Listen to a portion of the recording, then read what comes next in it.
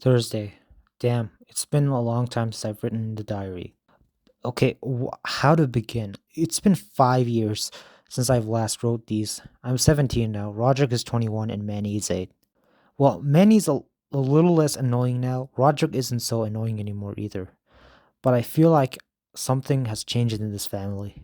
They think that since I'm 17, I'm mature enough, so they pay less attention to me now. These days, I've been a bit depressed due to the lack of attention from my family, and Rowley made new friends thanks to a Zooey Mama comic. And these past few weeks, I've been only in my room. We haven't left the house for a while, and honestly, I feel a bit strange, like I'm tired of everything.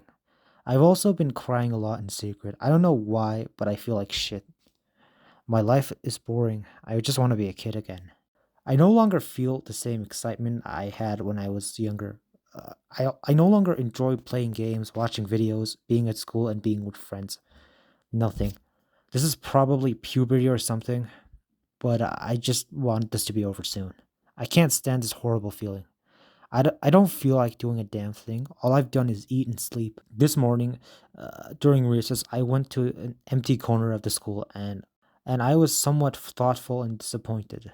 But a few seconds later, a student I didn't know arrived. What are you doing here, bro? Well, we were talking about personal things and how I was feeling, and we finished off talking, and he said, "Try this, kid." At first, I thought it was a bad idea, and I told him that it was vicious, but he managed to convince me to do it because everything he told me was true. So I agreed to try it. After a few minutes, I started feeling a little dizzy and I was sweating a lot. The dizziness gradually worsened and to the point that I started to get a headache.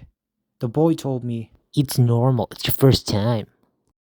After recess ended, I felt a little bit better, and the boy said goodbye and left. But when I returned to the classroom, everyone was looking at me strangely. What's wrong, Greg? Shaking, anxiety, headache, a little drunk. All I remember is I fainted, and I guess the teacher called my parents because I woke up in the hospital and my family was there. When I got home, mom asked me why I drank alcohol. The doctors found you drunk. I can explain. I told them that I didn't know it was alcohol, clearly a lie. And I said I thought it was just apple juice. Well, after that, I went straight to the kitchen and started drinking a lot of water. I don't know why, but I felt like I needed it.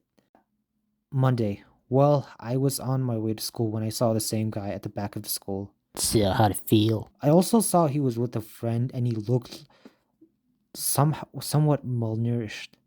It was Jason. I hadn't heard from him from a long time. Well, the guy approached me and offered me drugs. You want the coca? No, thanks. We talked for a bit and I found out something that no one at the school told me. Fred throws parties at his house and invites all the students from the school. Well, it turns out I have never been invited. Guess it's because half the school sees me as a weirdo. Well, Jason invited me to his party and it was going to be after school. 5 hours later. Well, Jason and Rick, the guy with the bandana, he finally told me his name out later. We're waiting for me at the exit, and they told me to go into their truck and drove to Fred's house. After when I arrived, the house was very big and the door was open. And I went inside. There were so many students from my school and several girls. Even Holly Hills was there. Well, even though some members were giving me strange looks, I didn't care and decided to enjoy.